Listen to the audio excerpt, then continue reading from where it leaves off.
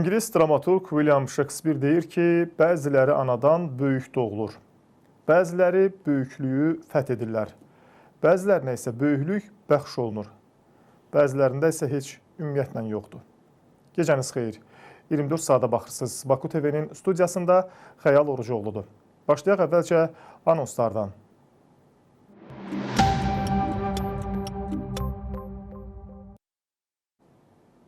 Azovda Azərbaycanlıların olduğu gəmi PUA ilə vuruldu. 5 həmvətənimiz həlak oldu.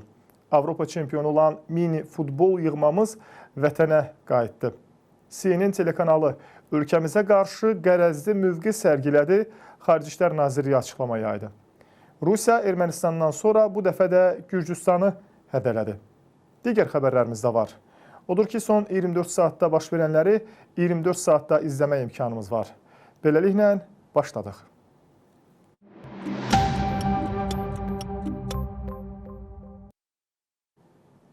Azərbaycan Prezidenti İlham Əliyevin sərəncamı ilə Azərbaycan Mini Futbol Federasiyasına 1 milyon manat vəsait ayrılıb. Sərəncamla Azərbaycan Milli Yığma komandasının 2026-cı il mini futbol üzrə Avropa çempionu olması ilə əlaqədar 2026-cı il dövlət büdcəsində nəzərdə tutulmuş Azərbaycan Prezidentinin ehtiyat fondundan Azərbaycan Mini Futbol Federasiyasına 1 milyon manat ayrılıb. Maliyyə Nazirliyi sərəncamda göstərilən məbləğdə maliyyələşməni təmin etməlidir. Qeyd edək ki, mini futbol üzrə Azərbaycan millisi Slovakiyada keçirilən Avropa çempionatının qalibi olub. Elşad Quliyevin baş məşqçisi olduğu kollektiv finalda Ukraynanı 2-0 hesabı ilə məğlub edib. Birinci vitse-prezident Mehriban xanım Əliyeva Avropa çempionu olan Azərbaycan Milli Futbol Yığmasını, mini futbol yığmasını təbrik edib. Avropa çempionatının qalibi olan Azərbaycan Mini Futbol Yığmasını təbrik edir. Milli yığmamızın bütün üzvlərinə möhkəm can sağlığı, güc, enerji və yeni qələbələr və nailiyyətlər arzuluyuram deyə paylaşımda qeyd edilib. Bəli. Davam edirik. Qeyd edək ki, mini futbol yığmamızın üzvləri artıq vətənə qayıdıblar. Onlar hava limanında böyük coşqu ilə qarşılanıblar. İdmançılarımız qələbə sevincini Baku TV ilə də bölüşüblər. Slovakiyada keçirilmiş Avropa çempionatında qızıl medal qazanan və bütün dünyaya bir daha gücümüzü göstərən Azərbaycanın mini futbol millisi vətənə qayıdıb. Biz də Baku TV olaraq hadisələrin mərkəzindəyik və çempionlarımızı qarşılamağa gəlmişik.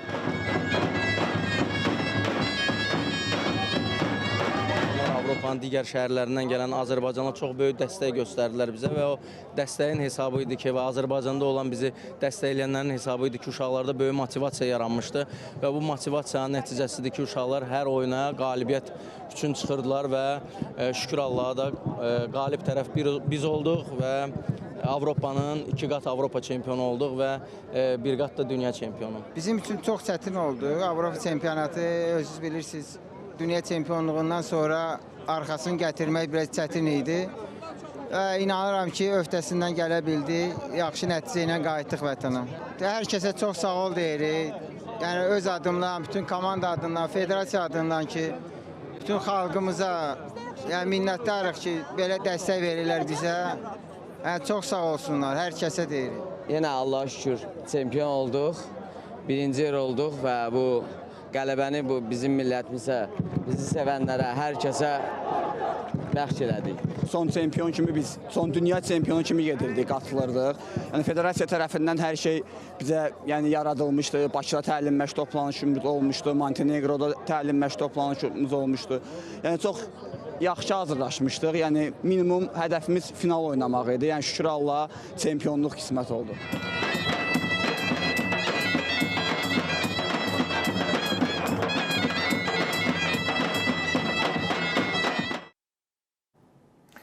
Doğrudan da möhtəşəm görüntülərdir. Mini futbol yığmamızı bu möhtəşəm qələbə münasibəti ilə təbrik edirik. Necə deyərlər, sağ əlləri, eləcə də böyük futbolumuzun başına və bir gün o gün olsun ki, görək ki, əsas futbol yığmamız məhz bax belə qalib olub, ölkəmizə qayıdır, vətənə qayıdır və onları belə coşqu ilə qarşılayırıq. Böyük futboldan söz düşmüşkən, Neftçi klubunun keçmiş prezidenti Sadıq Sadıqov vəfat edib. Bu barədə mərhumun ailəsi məlumat verib. Qeyd edək ki, sabiq prezident 2009-2015-ci illərdə Ağqaraların rəhbəri olub. Klub bu dönəmdə 3 dəfə Azərbaycan çempionatının, 2 dəfə isə Azərbaycan kubokunun qalibi adını qazanıb. Allah rəhmət eləsin.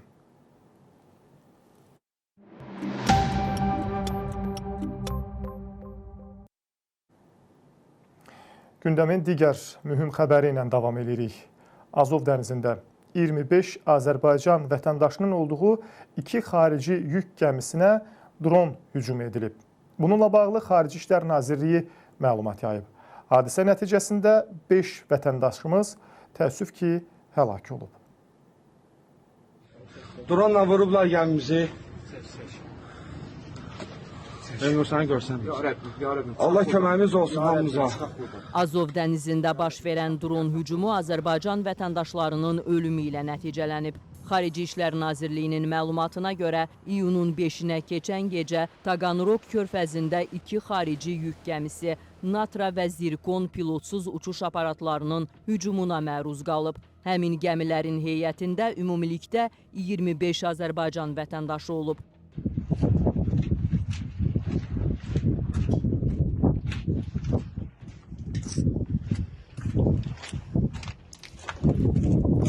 Nazirliyin sözçüsü Ayxan Hacızadə bildirib ki, hücum nəticəsində 5 Azərbaycan vətəndaşı həlak olub, daha 3 nəfər isə yaralanıb. Yaralılar Rusiyanın Yeysk şəhərindəki xəstəxanaya yerləşdiriliblər.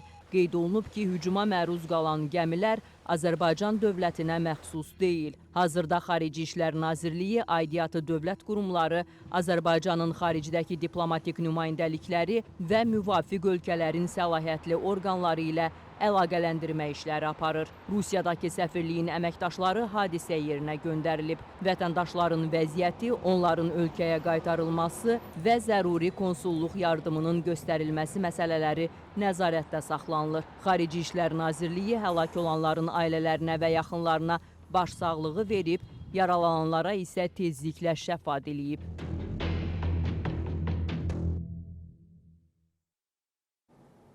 Çox dəhşətli bir hadisədir. Təəssüf ki, həmvətənlərimiz belə bir, necə deyərlər, hücumun hədəfi olublar və təəssüf ki, 5 vətəndaşımız bax bu dəhşətli hücum nəticəsində həyatını itirib. Yeri gəlmişkən ağla gəlməz və dəhşətli hadisədə həyatını itirən, faciəvi hadisədə dünyasını dəyişən dənizçilərimizin yaxınları Baku TV-yə danışıblar. Bunlar baş verənləri heyrətlə qarşılayıblar ilə bizim kimi. Gəlin görək, Neftçala və Zaqatala donulan həmin o dənizçilərdən ikisinin ailə üzvləri, yaxınları bizə müsahibə veriblər, açıqlama veriblər. Görək, ümumilikdə dənizdə nə baş verib və bu barədə ailələrinə hər hansı bir məlumat veriblərmi? İzləyək. İyunun 5-nə keçən gecə göyərtəsində 25 Azərbaycanlının olduğu 2 gəmi Azov dənizində vurulub. Hadisə nəticəsində 5 Azərbaycan vətəndaşı həlak olub. Onlardan biri Neftçala sakini 50 yaşlı Əhədov Rəcəb Firudinoğludur. Son dəfə dünən yox, sağa gün danışmışam özünlə. Özü də deyib ki, yəni salamatlıqdır, narahat olma, dayanmışıq, yəni yük gözlüyük. Danışdığım budur. Ondan sonra da özü səs atıb ki, çox narahat olma, yəni burada o narahatçılıq barədə belə bir söz deməyib ki, dayanmışıq da hələ, yəni ki, yola düşəndə, eləyəndə xəbər eləyəcəm özümü. Axırıncı söhbətimiz bu olub. Bundan başqa, ondan sonra danışmamışam. Bu da olub dünən yox, sırağa gün. Vəssalam. Bugün də xəbər saat 10-dan sonra bu xəbəri eşitmişim. Hardasa birinci reysitdə getmişdi. Dünən danışmışam axırıncı dəfə. Bugün də səhər eşitdik ki, hadisə olub belənsi. Bu qədər valla çox təfərrüatı ilə xəbərimiz yoxdur. Bilmirik necə olub, nə qayırıb, nətər eləyib. Dənizçilik akademiyasını qutarandan işləyirdi də, gəmidə işləyirdi. O vaxtdan işləyirdi, gedib gəlirdi. Bir müddət burada Kasparda işləyib, ondan sonra da Türkiyədə, şirkətlərdə işləyirdi.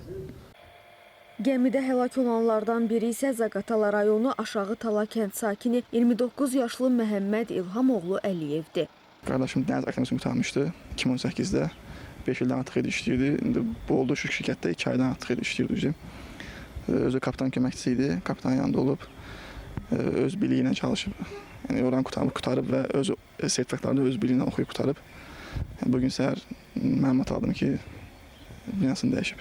Onun dostu var, o mənə gəldi ki, belədir, yəni dünyasını dəyişib, səbirli ol. Həmin gəmidə olur, dostu var? Yox, həmin gəmi başqa gəmidə deyil. Oradan öyrənib çələz. Cənazəni gətirməli 2 gün dedilər, amma Rus səfirlərlə danışırlar. Gözləyirəm, mən də gözləyirəm, qardaş kimi gələr. Baydı mı evli? Yox, evli idi, bir uşağı var idi. Özü kirədə qalırdı, ev tikirdi, başlamışdı. Qismət qədər. Sonuncu dəfə yoldaşı danışıb, o da demiş ki, çıxacam yəni buradan, çünki səslər gəlirdi, atışma səsləri vardı, vururdular. Dedi ki, düşəcəm yəni, qalmaq istəmirəm çox da. Yəni, o da bu xəbər olmalı.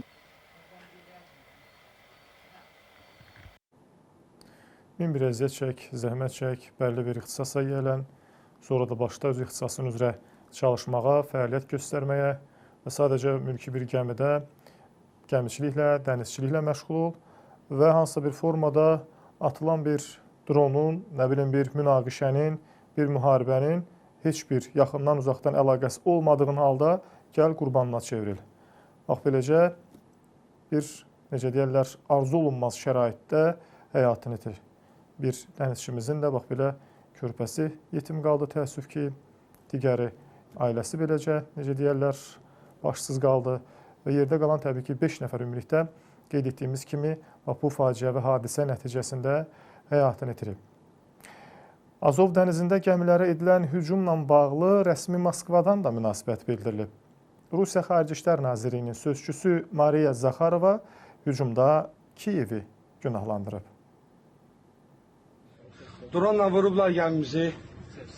Rusiya Azov dənizində Azərbaycan vətəndaşlarının da olduğu gəmilərin vurulmasına görə Ukraynanı ittiham edib. Bunu Rusiya Xarici İşlər Nazirliyinin sözçüsü Mariya Zakharova deyib. Diplomat bildirib ki, Rusiyanın səlahiyyətli orqanlarından alınan məlumata görə Türkiyədən Rostov-na-Don limanına Beliz və Palau bayraqları altında hərəkət edən Natra və Zirkon gəmiləri iyunun 5-də səhər tezdən Azov dənizində hücuma məruz qalıb. Hadisənin baş vermə səbəbləri araşdırılır. Mövcud məlumata əsasən gəmilərə Ukrayna dronları hücum eləyib. Bu da bir daha Kiyev rejiminin terrorçu mahiyyətini təsdiqləyir. Onlar getdikcə tez-tez mülki şəxsləri və infrastrukturu hədəf alırlar. Zakharova qeyd edib ki, Rusiya-Ukrayna silahlı qüvvələrinin Azov dənizindəki gəmilərə hücumları ilə bağlı Azərbaycan Xarici İşlər Nazirliyi və Moskvadakı Azərbaycan səfirliyi ilə təmasdadır və Azərbaycan vətəndaşlarına konsulluq xidmətinin təmin edilməsində kömək edəcək. Moskvadakı Azərbaycan səfirliyi və Azərbaycan Xarici İşlər Nazirliyi ilə sıx təmasdayıq. Rusiya tərəfi hadisənin şərtləri barədə məlumat əldə etməkdə və Azərbaycan vətəndaşlarına konsulluq xidmətinin təmin edilməsində tərəfdaşlarımıza bütün lazımi köməkliyi göstərəcək deyə Mariya Zakharova qeyd edib. Çox ciddi məsələdir. Maraqlı bir digər nüans həm də odur ki, Ukrayna tərəfindən məsələ ilə bağlı hələ ki bir açıqlama yoxdur. Rusiya tərəfi isə bu cür açıqlama verdi ki, bizim yaxından uzaqdan hansısa bir gəmiyə hücumla bağlı heç bir, necə deyərlər, işimiz olmayıb. Və öz növbəsində Kiyevi, rəsmi Kiyevi günahlandırdı. Amma təbii ki, münaqişələrin və müharibələrin getdiyi belə yerlərdə araşdırılmanın aparılması biraz zaman tələb edir və dəqiq hədəfin kim tərəfdən, hansı istiqamətdən gəldiyini müəyyənləşdirmək zaman alsa da, amma dəqiqləşdirmək mümkündür. Hər halda, yəqin ki, məsələ araşdırılacaq və kimin, hansı tərəfin hədəfi məhz bizim vətəndaşlarımızın olduğu gəminin seçildiyi müəyyənləşəcək. Amma təəssüf ki, bütün araşdırmaların nəticəsi ümumi nəticəni dəyişməyəcək. 25 nəfər Azərbaycan vətəndaşının olduğu mülki gəmi Azovda bugün PUA hücumu nəticəsində belə yararsız hala düşür və 5 nəfər vətəndaşımız da həlak olur. Hər halda cavab verməli olan tərəflərdən yəqin ki, cavab alacağıq. Digər bir xəbərlə davam edirik. Dünyanın məşhur telekanalı CNN telekanalı ölkəmizə qarşı yenidən qərəzli mövqe sərgiləyib. Müdafiə qurumunun yaydığı dezinformasiyaya, həmin bax bu, daha doğrusu media qurumunun yazdığı və yaydığı dezinformasiyaya görə güya Azərbaycan ərazisi İrana qarşı əməliyyatlarda istifadə olunub. Rəsmi Bakının isə buna cavabı özünü çox gözlətməyib ki, yəni boş-boş xəbərlə və boş-boş xəbər yaymaqla məşğul olmayın. Gəlin, sujetə baxaq. Azərbaycan Xarici İşlər Nazirliyi CNN World xəbər kanalının internet səhifəsində dərc olunmuş məqalədə Azərbaycan ərazisinin güya İrana qarşı hərbi və ya kəşfiyyat əməliyyatları üçün istifadə edilməsi, güya İsrailə məxsus qüvvələrin Azərbaycan ərazisində yerləşdirilməsi barədə əks olunmuş iddiaları tamamilə əsassızdır və onları qətiyyətlə rədd edir. Bu barədə Xarici İşlər Nazirliyinin mətbuat katibi Ayxan Hacızadə məsələni şərh edərkən bildirib. O qeyd edib ki, həmin məqalədə yer alan iddialar Azərbaycan tərəfindən dəfələrlə təkzib edilib və bu mövqe CNN-in sorğusuna cavab olaraq əvvəlcədən redaksiyaya rəsmi qaydada təqdim edilib. Heç bir tutarlı sübut ortaya qoyulmadan, anonim mənbələrə əsaslanan və Azərbaycanın rəsmi mövqeyini nəzərə almayan iddiaların yayımlanması jurnalistikanın obyektivlik, qərəzsizlik və peşəkar etika prinsipləri ilə ziddiyyət təşkil edir. Xarici İşlər Nazirliyinin rəsmisi əlavə edib ki, dəfələrlə bəyan edildiyi kimi, Azərbaycan ərazisinin hər hansı üçüncü dövlətə qarşı hərbi əməliyyatlar, kəşfiyyat fəaliyyəti və ya digər düşmən xarakterli məqsədlər üçün istifadə edilməsi barədə iddiaların heç bir əsası yoxdur. Ölkəmiz bu kimi fəaliyyətlərə heç vaxt icazə verməyib və verməyəcək. Azərbaycan regionda sülhün, sabitliyin və mehriban qonşuluq münasibətlərin təşviqinə sadiqdir. Bu kimi əsassız və heç bir sübuta əsaslanmayan iddialar növbəti dezinformasiya cəhdidir. CNN-dən əsassız iddiaların yayıldığı bu məqalənin təkzib edilməsini gözləyirik.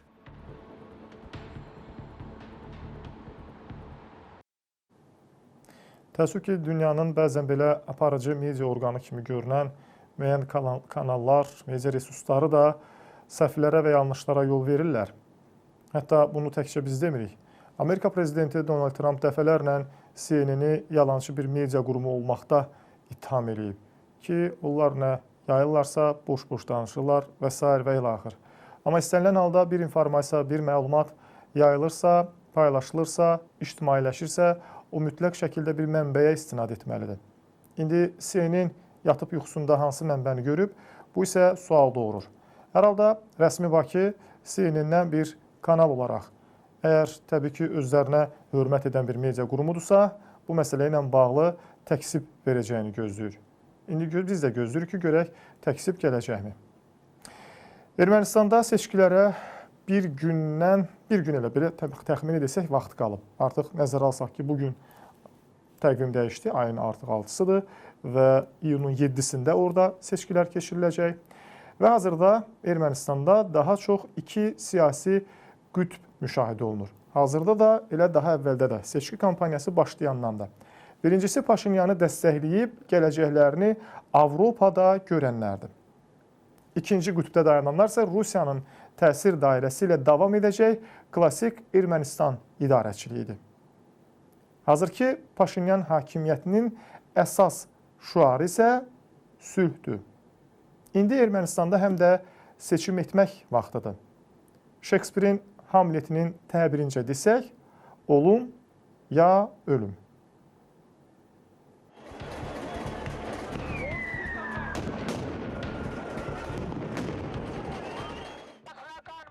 Ermənistan xalqı ədalətsiz siyasi sistemə qarşı məxməri inqilab elan etdi. Bu siyasi zəlzələdən sonra Ermənistanda dağıntılar oldu. Qarşılıqlı Ermənistan üçün yeni baxışların formalaşmasını labid etdi. Bu baxışlar Nikol Paşinyanın gözləri ilə formalaşmağa başladı. İllər sonra baş nazir Nikol Paşinyan hakimiyyətini möhkəmləndirdi. Dövr keçdi. Nikol Paşinyan baş nazir olaraq Avropa İttifaqına meyilli siyasətini gücləndirdi. O, gücləndikcə də rəqibləri Serj Sarkisyan, Robert Koçaryan və digərlərinin mövqeyi zəiflədi. Ermənistanı yeni siyasi kursuna bürüyən Paşinyan etdikləri nə qədər uğurlu, gələcəyə hesablanmış oldu. Onun indi seçkilərdə əlində nə var? Anamın, nənəmin və övladlarını itirən digər qadınların gözlərinə baxmaq mənim üçün çox çətindir. Öz övladımın gələcəyini Ermənistanda, vətənimizdə təsəvvür edirəm. İstəyirəm ki, o sülh içində böyüsün. Başımıza gələnləri onun yaşamasını istəmirəm. Hökumət başçısından mənə səs verməsəniz müharibə olacaq sözlərini eşitmək bizim üçün çox çətindir. Bu dəhşətlidir. Deməli, əks halda yenidən gərginlik yarana bilər. Biz insanlar artıq bir neçə müharibə yaşamışıq. Bax, bu Ermənistan üçün açar məsələsidir. Çünki ölkənin Azərbaycan torpaqlarını uzun illər işğalda saxlaması ölkənin blokadası nəticələnirdi. Nə qonşular, nə də xariclə əlaqələrdə inkişaf yox idi. İndi isə vəziyyət fərqlidir. Azərbaycan 2020 və 2023-cü illərdə torpaqlarını işğaldan azad etdi. Suverenliyinin bərpasını həyata keçirdi. Bu reallıq sülhü gətirdi. Bu baxımdan Ermənistanda parlament seçkilərinə Azərbaycanın yaratdığı reallıqlar ciddi təsir edir. Ermənistan Azərbaycanın maraqları və siyasətinə uyğunlaşmaqla irəli gedə bilər. Ona görə də insanlar müharibə qorxuları ilə indiki sülhün şəraitini müqayisə edəndə görürlər ki, əsl həyat elə sülh şəraitində qonşularla birgə yaşamaqdır. Artıq Azərbaycanla iqtisadi əlaqələrin az da olsa bərpasını, yekun sülh müqaviləsinə gedən yolda inamlı addımlar görənlər gələcəyə düzgün baxanlardır. Mən hakim partiyanı dəstəkləyirəm. Çünki Paşinyan 8 ildir ki, hakimiyyətdədir və biz yaxşı dəyişikliklərin şahidi olmuşuq. Söz azadlığı var, azad seçkilər keçiririk. Üstəlik iqtisadiyyat böyüyür. Dünyadakı yerimiz sülh mövqeyinə çevrilib. Ölkələr ilə əlaqələrimiz daha çox şaxəli inkişaf edir. Biz də Paşinyanı dəstəkləyirik. Çünki ondan bizim üçün daha çox şey etməsini gözləyirik. Bilirik ki, o ölkənin daxili və xarici siyasəti üçün böyük işlər görür. Bəli, 3 milyon əhalisi, dənizə çıxışı olmayan, işğalçılıq siyasəti beyinlərinə yer edilmiş kiçik bir ölkənin insanlarını sülh yolu ilə aparmaq əslində böyük işdir. Bakının Cənubi Qafqazda yaratdığı reallıqdan sonra Ermənistan, Azərbaycan və Türkiyə ilə uzun müddət bağlı olan sərhədləri yenidən açmaq istədiyini deyir. Bu, erməni xalqının işğalçılıq, qonşuların ərazilərinə iddia siyasəti yürüdən əvvəlki siyasətindən kəskin fərqlənir. Hazırda regionda sülhün təşəbbüskarı Azərbaycandır. Ona görə də hazırda Ermənistanda tamam ayrı bir ab-hava var. Bu, kimilərini üşüdür, kimiləri üçün isə əsl yaz havasıdır. Bu Ermənistanın müstəqillik tarixində ilk geosiyasiləşdirilmiş seçkilərdir. Bununla onu demək istəyirəm ki, bütün əsas namizədlərin öz geosiyasi və xarici siyasətlə bağlı düşüncələri var. Hakim partiya şaxələndirmə siyasəti, xarici siyasət, təhlükəsizlik, iqtisadi şaxələndirmə kursunu həyata keçirir. Bu siyasətin əsas ideyası Rusiyadan bir tərəfli asılılığı azaltmaq, yeni tərəfdaşlarla əlaqə qurmaqdır. Yeni tərəfdaşlarla əlaqələr qurmaq müəyyən sahələrdə uğurlu olub. Deməli, ermənilər 7 iyunda parlament seçkilərində uzun müddətdir ermənilərin düşmən münasibət bəslədiyi Azərbaycanla Paşinyanın sülh yaratmaq və qərb ölkələrlə əlaqələri dərinləşdirmək səylərinə səs verəcəklər və ya ənənəvi himayədə Rusiyanın dəstəklədiyi simalarla yola davam etmək istəyəcəklər. Bu məqamda sorğular göstərir ki, Paşinyan təxminən 30% dəstəklə öndədir. Onun əsas rəqibi Moskva ilə daha yaxın əlaqələrin tərəfdarı olan Rus-erməni milyarder Samvel Karapetyan isə 6-11% dəstəyə sahibdir. Paşinyanın bu üstünlüyünə görə də seçki öncəsi təzyiqlər edilir. Paşinyanın Rusiya ilə birgə olduğu təşkilatlarda, iclaslarda iştirakını daha çox dayandırması, Avropa İttifaqına üzvlüklə bağlı fikirlər də Moskvanın təzyiqinin artırmasına səbəb olub. Artıq bəzi Ermənistan istehsalı məhsullar Rusiya bazarına standartlarımıza uyğun deyil bildirilərək buraxılmır. Avropa İttifaqı da təcili olaraq Ermənistana 50 milyon avro maliyyə yardımı ayırır ki, narahat olmayın, ziyanınızın əvəzini verəcəyik. Enerji baxımından Moskvadan asılı vəziyyətdə olan Ermənistanda Rusiyanın hərbi bazası da var. Ölkə Moskvadan ucuz qaz və neftimizi sizin üçün kəsərik, hədələri, təzyiqləri də alır. Yəni həm Qərb, həm də Rusiya təbliğat burulğanı Ermənistanda müxtəlif cəbhələr yaradır. Təsir vasitəsinə çevrilir.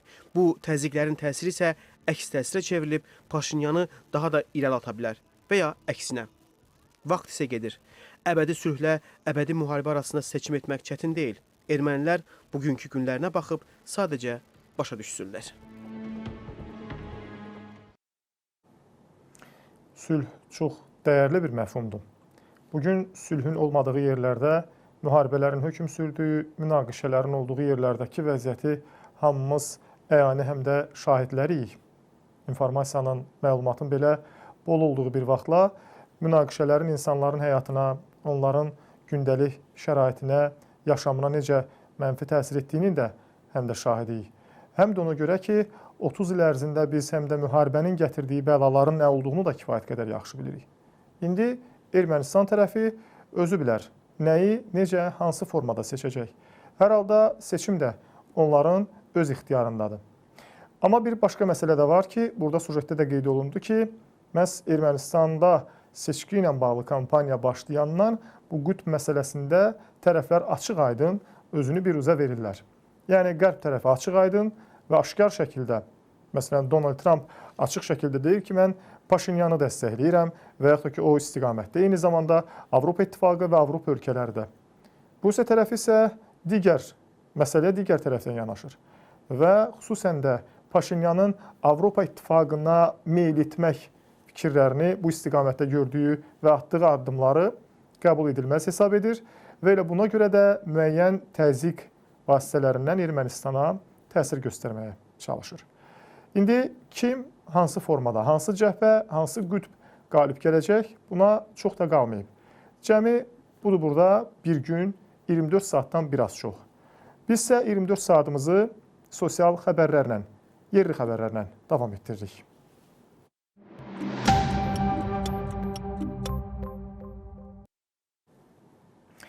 Bakıda, paytaxtda qaydaları pozan sürücü yol polis əməkdaşları tərəfindən saxlanılıb. Yoxlama zamanı məlum olub ki, həmin şəxs həm narkotik maddə qəbul edib, həm də sürücülük hüququ ümumiyyətlə yoxdur.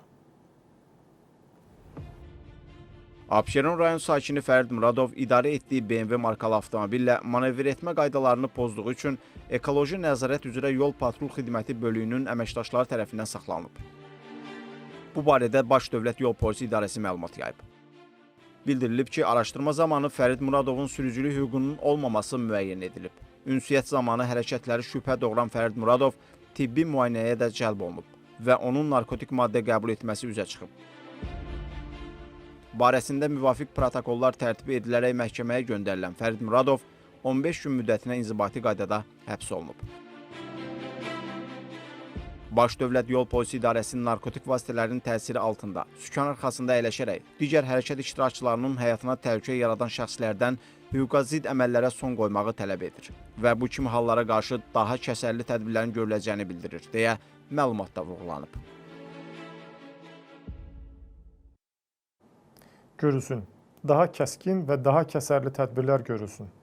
Çünki sükan arxasında əyləşib hansısa bir qəza və yaxud da ki, yoldan keçən bir şəxsi və ya sadəcə dayanacaqda dayanan bir şəxsi vurub həyatdan etməkdənsə və ya başqalarının həyatı üçün sükan arxasında ağlı, başı yerində olmayan birinin idarə edib və insanlar üçün təhlükə törətməsindənsə ciddi tədbirlər görülsün və bu cür şəxslər aşkarlansın və dərhal da məsuliyyətə cəlb olunsun.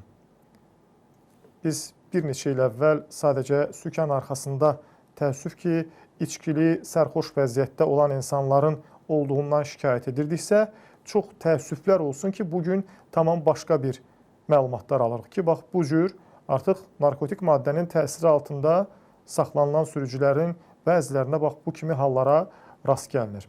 Ona görə də yol polisinin də bu istiqamətdə atdığı addımlar, gördüyü işlər təqdir olunandır.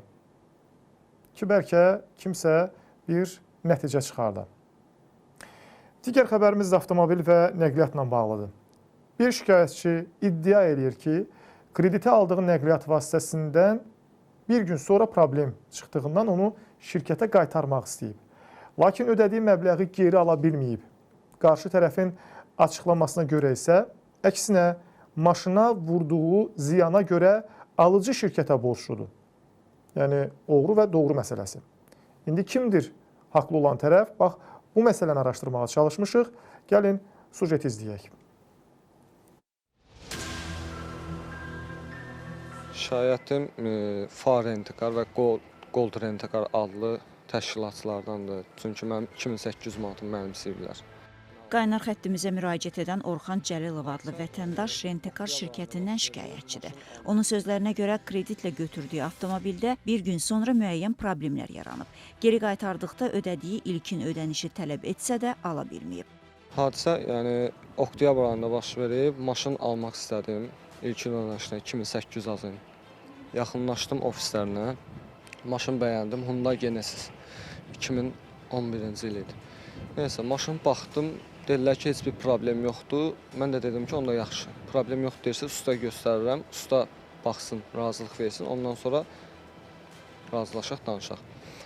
Məndən elə razılaşma deyil ki, narahat olma, 10 gün ərzində hər hansı bir problem çıxarsa maşında, gətirib qaytararsan. Mən də ilk öncədən onun sözünə baxmayaraq, yəni ödədim, inandım, 2800 azın.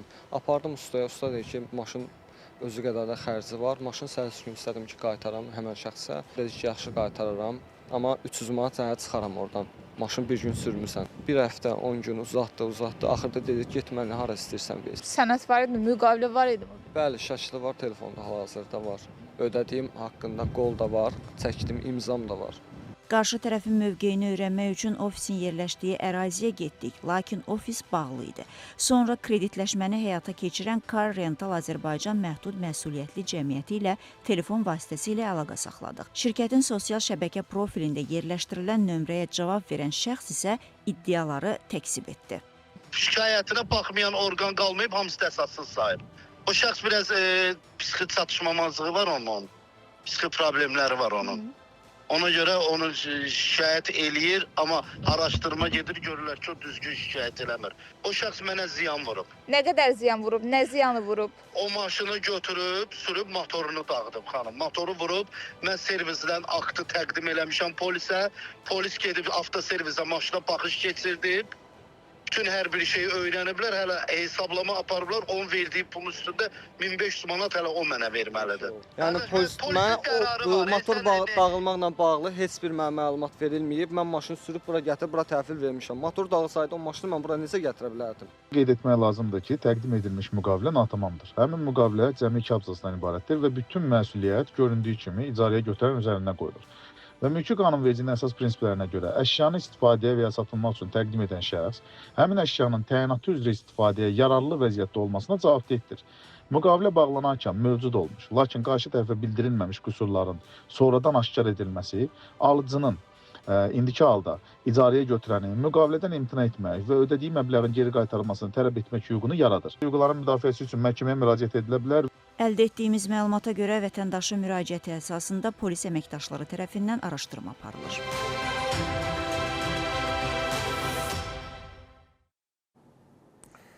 Maraqlı bir iddiadır əslində. Həm də ona görə ki, bu avtomobili müqavilə əsasında icarəyə verən tərəf, yəni belə desək, kreditlə satan tərəf deyir ki, şəxs aparıb avtomobilin mühərrikini dağıdıb gətirib. Bu tank birləşdirdi, sürdü ona, nə bilim, traktor qoşqusuna qoşdu. Yəni bu avtomobil əgər normal avtomobildirsə nə tez belə tez dağıldı. Yəni o adam hara sürüb ki maşını ki belə də tez dağılsın. Özü də deyir ki, mən axım avtomobili bura hərəkət etdim. Yəni sürüb gətirmişəm. Onun mühərriki dağılmışsa onu necə gətirə bilərdim? Əslində çox maraqlı bir nüansdır və düşünürəm ki, burada polislə olan şikayətdən daha çox bir də məhkəmə müstəvisində məsələnin mübahisələndirilməsi daha məqsədə uyğun olardı. Adi gedib bir dükandan bir paltar alırsan, nə bilim nəsə bir əşya alırsan, 15 gün müddətində onun qaytarılması ilə bağlı bir fürsətimiz olur, imkanımız olur. Yoxsa adam bir ətəy pul verir və gedir belə bir avtomobil alır, bir gün keçmir, avtomobildə problem yaranır, gətirir ki, qardaş, bu satdığın avtomobil niyə bu vəziyyətdədir? O da deyir ki, avtomobilini aparıb mühərrikini dağıdıb gətirmirsən. Yəni, bir gün içində necə dağıda bilər bu mühərrik? Ümumiyyətlə, necə dağılsın ki? Və ya niyə dağılsın ki, madəm ki, avtomobil saz vəziyyətdə idisə? Bilmirəm, hər halda məsələnin hüquqi müstəvidə mübahisələndirilməsi və məhkəmə müstəvisində məsələyə qiymət verilməsi daha qanunvericilik çərçivəsində müvafiq olardı və ondan sonra da kimin haqlı, kimin haqsız tərəf olduğu məhkəmə nöqteyi nəzərdən yəqin ki, üzə çıxardı. Digər bir xəbərə keçdik. Təsəvvür edin ki, evladınız birinci sinifə getməsi üçün qeydiyyatdan keçirdirsiniz. Lakin bu zaman məlum olur ki, övladınızın adı artıq ötən ildən bəri müəyyən məktəbdə gedir. Yəni artıq uşaq məktəbə gedib gəlirmiş, sizin xəbəriniz yoxdur. Bəlkə də artıq bu məlumata görə ikinci sinifə getməlidir. Qəribədir əslində. Doğrudan da qəribədir, amma belə bir müəmmalı hadisə baş verib. Əməkdaşlarımız da bax bu hadisənin izi ilə araşdırıblar, görək necə olub ki, uşaq bir ildir məktəbə gedirmiş, sistemdə görünür, amma heç özünün xəbəri olmayıb. Deyirəm, məni görməyi bıraxdım. Uşağı görmüsən? Deyir, yox. Deyirəm, bəs indi jurnalda ona nə qiymət yazırsan? Görmədiyim bir uşağa nə demisən? Bu 9 ayın ərzində bunlar maraqlanmayıblarmı? bu uşaq bəs hardadır? Biz bir dəfə gəldik görmədik, 5 dəfə gəldik görmədik. Bir ildir məktəbə getmir, amma adı məktəbin elektron sistemindədir. Xəzər rayonu Binə qəsəbə sakini Adiyev Bəhruz bildirir ki, övladı 2025-2026-cı tədris ili başlayanda Suraxanı rayonu Əmircan qəsəbəsində yerləşən 114 nömrəli tam orta məktəbin 1-ci sinifinə qəbul edilsə də, sağlamlığı ilə əlaqədar həmin məktəbdə heç bir gün belə təhsil almayıb. Valideyn istəyir ki, övladı yaşadıkları ərazi üzrə yerləşən 117 nömrəli tam orta məktəbdə təhsilinə başlasın. Həkimin belə deyək, məsləhəti əsasında dedilə bir illik qoymayın. Buna yaxşı müalicə keçsin, düzəlsin. Sonra bu illəri uşağı 117 saylı Xəzər rayonunun Binə qəsəbəsində məktəbə qoymağa istədik. Bizə bildirildi ki, sizin uşağınız artıq gedir 114 saylı. Siz ilk olaraq orada qeydiyyatdan keçirdiniz. İlk olaraq 114-də qeydiyyatdan keçirmişik. Mən belə səhlənkarlığım oldu ki, mən müəlliməyə bildirdim ki, mənim uşağım oraya gəlməyəcək, bunu çıxardın sistemdən, məktəbdən çıxardın adını. O da mənə dedi ki, yaxşı oldu. Bu biraz məndə arxayınçılıq yaratdı ki, yəqin ki, bu belə olur da. Məktəbin də kamerasına baxarlar bilər ki, 9 ayın ərzində bu uşaq bir dəfəmi qədəm qoyubdu bu məktəbə. Məktəbə niyə getməmisən ay Nuray? Getməmişəm. Niyə? Səbəb nə olub? Xəstələndim. İndi getmək istəyirsən? Övladın uzun müddət məktəbdə davamiyyəti yoxdursa, hansısa xəstəlik səbəbindən və ya da digər force-majeure hallarla əlaqədar, o zaman valideyn özü təhsil məsələsində məlumat verməlidir ki, onun övladı davam edə bilməyəcək, həmin məktəbdə oxuya bilməyəcək və s. Bunu etmədiyi halda təbii ki, məktəbin də ixtiyarı yoxdur ki, həmin şagirdi ümumiyyətlə sistemdən çıxartsın. Aidiyyəti üzrə valideynlər Məktəbi İdarə və Mütəssislər Dövlət Agentliyinə yaxınlaşaraq məlumat verməlidirlər ki, şagird zaten onsuz da bir il müddətinə o dərsə getməyibsə, bu deməkdir ki, şagird sinifdə saxlanılır. Məsələ ilə bağlı məktəbdən bildirildi ki, 2025-2026-cı tədris ili üçün Adizadə Nuray Bəhruz qızının valideyni tərəfindən elektron sistem vasitəsilə 114 nömrəli tam orta ümumtəhsil məktəbinin 1-ci sinifinə sorğu yerləşdirilib. Lakin qeyd olunan tədris ili ərzində şagird dərslərdə iştirak etməyib. Bununla yanaşı, valideyn övladının təhsilini davam etdirməyəcəyi və ya məktəbdən xaric olunması ilə bağlı məktəb rəhbərliyinə hər hansı yazılı müraciət təqdim etməyib. Şagird 2025-2026-cı tədris ili ərzində üzürsüz səbəbdən tədris prosesində iştirak etmədiyinə görə sinifdə saxlanılır. Qeyd edək ki, valideyn övladını 2026-2027-ci tədris ilində şagird yerdəyişməsi sistemi üzərindən digər ümumtəhsil müəssisəsinin müvafiq sinifinə yerdəyişmə edə bilər. Yəni, şagirdin yerdəyişmə məsələsi ilə bağlı maneə yoxdur.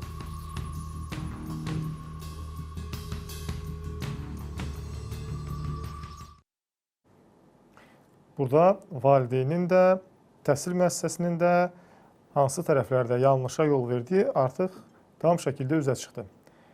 Ona görə də bütün materiallarımız, bütün sujetlərimiz əslində müəyyən bir nümunə götürməyimiz və o səhvləri təkrarlamamağımız üçün çox mühüm bir mahiyyət kəsb edir öz-özlüyündə.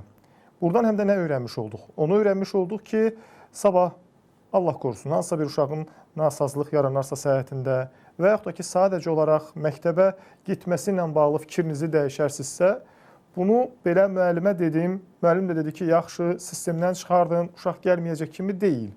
Rəsmi qaydada məktəbə müraciət edilməlidir və yaxud da ki, təhsil idarəsinə bununla bağlı rəsmi müraciət olunmalıdır ki, o sistemdə görünsün ki, uşaq artıq məktəbdə olmayacaq, iştirak etməyəcək, yəni yeni ildən, yeni tədris ilindən məktəbə yenidən müraciət olunacaq. Bir digər tərəfdən məktəbin və təhsil müəssisəsinin yanlışı hardadır ki, bu il ərzində uşaq bir dəfə də olsun məktəbə gəlmirsə, yəni heç mi bir dəfə bir zəng etmək, bu uşağın valideyni ilə bir maraqlanmaq imkanınız olmadı ki, bu uşaq hardadır ümumiyyətlə? Və yaxud da ki, heç mi bu məktəbə bir yoxlama gəlmədi ki, bir yoxlasın ki, bu sinifdə bu adda bir uşaq var. O uşaq niyə dərsdə iştirak eləmir və ya nə səbəbdən gəlmir? Bunun özü də məktəbdə olan boşluğun bir nümunəsidir. İstənilən halda, bax, bu kimi hallar olarsa, bu kimi məsələlər hansısa bir formada, hansısa bir valideynin başına gələrsə, ona görə də məsələni rəsmi şəkildə, yəni yazılı formada qarşı tərəfə bildirməlidir ki, həm özünün əlində sənəd olsun, həm təhsil müəssisəsinin əlində sənəd olsun və yaxud da ki, müvafiq təhsil idarəsinə bununla bağlı vaxtında, yerində məlumat verməlidir. Yoxsa mən dedim, o da dedi ki, yaxşı, beləcə uşaq getmədi və bu kimi sonra da problem yaşanmasın. Digər bir yaşanan problemdən danışacağıq. Deməli, Mehdabad sakinlərinin yeni mənzil arzuları ürəklərində qalıb. 5 il əvvəl tikintisinə başlanılan 5 mərtəbəli bina təhvil verilmir ki, verilmir. Şikayət ediblər ki, bəlkə məsələ ictimailəşsə, mediaya çıxsa, bir dərdlərinə əlac ola. Həmkarım Mürvət Salikoğlu da gedib mövzunu araşdırıb. Görək binanı kim tikib və bu 5 il ərzində niyə təhvil vermir? Ev almışıq, bizi incidirlər. Mən gedib gələ bilmirəm. Ayağım ağrıyır. Bizə söz verdilər ki, lifti də olacaq, qazı da olacaq. Bir nömrə veriblər ki, zəngiləyə binanı tikən adamdır, sahibkardır, amma adam telefonu açmır. 10 dəfə zəng vurursan, bir dəfə götürür. Sonra da vətəndaşlar deyir ki, başımıza yağış yağır. Belə bina heç yerdə yoxdur. 2021-ci ilin əvvəllərində Mehdabadın mərkəzində bir 5 mərtəbəli binanın tikintisinə başlanılır və sakinlərə də vəd verilir ki, mənzil alın və çox keçməyəcək, təxminən 1 il ərzində girib yaşayacaqsınız. Amma il olub 2026, sakinlər hələ də öz evlərində yaşaya bilmirlər, çünki binanın təhvili yumanır. 8 ay müddətinə hazır olmalı idi. Maliyyə çatışmamazlıqları var. Bürüzə vermirlər, bizi aldadırlar, verilən vədlərə əməl eləmirlər. Lift yoxdur, qaz yoxdur. Bir balaca həyətyanı sahəsi var. Oranı satıblar kiməsə yalınan bəhanə ellər ofis olacaq. Saymırlar, zəng də vururuq hətta Nadir müəllimin özünə. Deyir ki, çox səsimizi çıxardarsan, o evi də sənin əlinə alıb ataram bayra. Neçənci mərtəbə qalxasınız indi? 5-ci. Kömək elə zəhmət olmasa bibiyə. Çünki mən baxıram ki, 5-ci mərtəbəyə tək qalxmaq bir də çətin olacaq. Və nəzərə alsaq ki, bu bir gün deyil də, hər gün bu vəziyyətdir. Vətəndaş 5-ci mərtəbəyə bu vəziyyətdə hər gün qalxıb düşməlidir ayaqla. 5 ildir bunlar bizə belə əziyyət verirlər, nə binanı təhvil verirlər, nə də pulumuzu qaytarıb verirlər. Pul lazım deyil, niyə lazım deyil? 5 il bundan qabaq mən buna 85 min pul vermişəm. İndi o mənə 85 minə mən ev ala bilərəm, yox. Ancaq söz verirlər. Bu aya ancaq sentyabra, oktyabra, təxminən 4 il əvvəl təhvil verilməli olan binanın damındakı vəziyyətə baxın. Sonra da vətəndaşlar deyir ki, başımıza yağış yağır. Belə olanda yağış yağacaq da. Ev təhvil verəsən, evin damı bu gündə, bərbad gündə. Yağış yağdı, birbaşa insanların başındadır. Bina təhvil vermişdir, cəmaət yaşayır, işığı var, suyu var. Yox, siz ona yaşamağı deyirsiniz. Yox, evləri hazır deyil, yoxdur. Binanın vəziyyətindən xəbəriniz var ümumiyyətlə. Siz ona hazır deyirsiniz. Siz deyirsiniz bina hazırdır, amma binada vətəndaşlar deyirlər ki, yağış yağan kimi bütün yağışın suları evin içindədir. Xəbəriniz var? Yəni siz deyirsiniz, mən gedib yaxınlaşıb baxaram. Görünən odur ki, düşdüyünüz binadan xəbəriniz yoxdur. Ona görə vətəndaşların da problemdən xəbəriniz yoxdur. Adamlar böyük pullar veriblər, ev alıblar ki, bir xoşbəxt yaşasınlar orada. Amma mən o baxdım orada, müşahidə elədim, orada heç bir xoşbəxtlik yoxdur. Tam işlərinizi yekunlaşmamışıq, deyirəm axı sizə. Yekunlaşdırmaq üçün sizə neçə il lazımdır? Mən burada 15 günlük maksimum ayın sonuna qədər, bir ayın bu ayın sonuna qədər işim qalıb orada. Bu bina 15 günə tamamlanacaq bina deyil axı, yəni burada iş çoxdur. Müqavilədə nəzərdə tutulan müddət ərzində MTK öz öhdəliyini yerinə yetirməyibsə, bu halda vətəndaşın məhkəməyə müraciət etmək, mənzilin təhvil verilməsini tələb etmək, gecikmə nəticəsində dəymiş zərərin ödənilməsini tələb etmək, əgər müqavilədə nəzərdə tutulubsa, cərimə və dərbə pulu tələb etmək, müqavilədən imtina etmək və ödənilmiş vəsaitin geri qaytarılmasını tələb etmək hüququ vardır.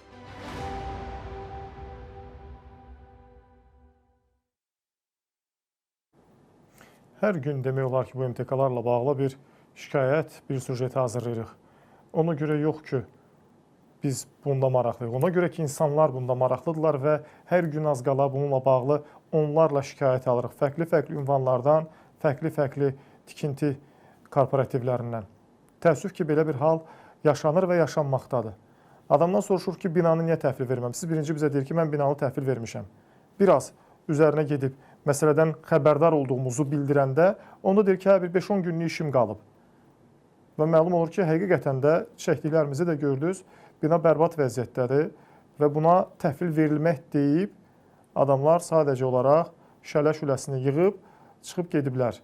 Və binadan da xəbərləri belə anlaşıldı ki, yoxdur. Əks halda sakinlər bizə müraciət etməzlərlə, gedib onların özlərinə müraciət edərdilər ki, zəhmət çəkin, verdiyimiz pulun qarşılığında binanı da siz təhvil verin. Binanın müəyyən bir çıxmaq üçün, qalxmaq üçün pilləkənləri bərbad gündə, damı ümumiyyətlə danışılası deyil və içəridəki vəziyyəti də özünüz müşahidə elədiniz. İndi bilmirəm, onun kommunal tərəfləri nə yerdədir. İstənilən halda isə binada sadəcə olaraq yaşamaq mümkün deyil. Bilmirəm, bu MTK-lardan bizim ümumiyyətlə vətəndaş olaraq, sakin olaraq, insanlar olaraq çəkdiyimiz nədir? Amma yenə də o fikirdə qalıram ki, onlarla bağlı çox ciddi tədbirlər görülməlidir. Yəni, vətəndaş həm pulunu verir, ev alsın, həm də niyə gedib məhkəmələr gəzməlidir? Niyə gedib mübahisələrdə, məhkəmələrdə vaxt itirməlidir?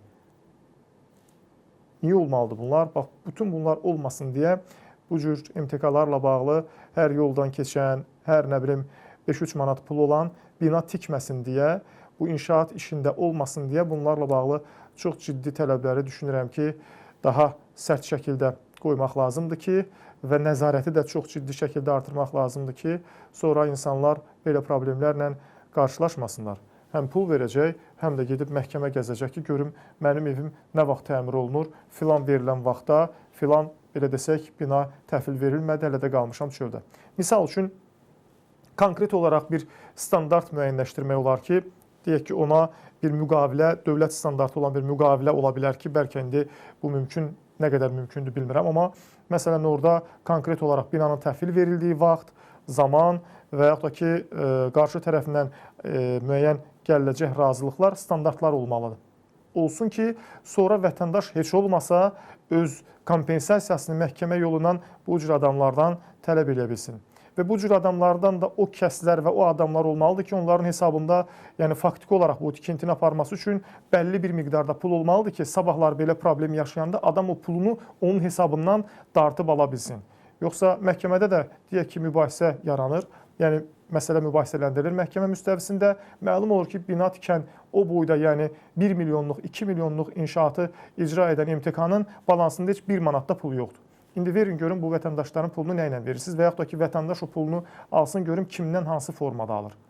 Və burada problem artıq daha qabarıq şəkildə özünü göstərir. Ona görə də düşünürəm ki, bu məsələni çox ciddi bir şəkildə yoluna qoymaq lazımdır ki, insanlarımız bu cür MTK-lardan, onsuz da onlar kifayət qədər yaxşı pul qazanırlar. Yəni özlərinə qismət, heç kim onların qazandığı pula bir söz demir. Amma qazandıqları pulun qarşılığında da vətəndaşın verməli olduqları, vətəndaşa təhvil verməli olduqları mənzilləri normal şəkildə versinlər. Da bu cür başlarını oynaçıb yox. Gördükləriniz və göstərdiklərimiz bugün üçün bunlar idi. 24 saatda sizinlə mən Xəyal Orucoğlu idi. Yeni həftədə yenidən görüşmək ümidi ilə. Hələlik.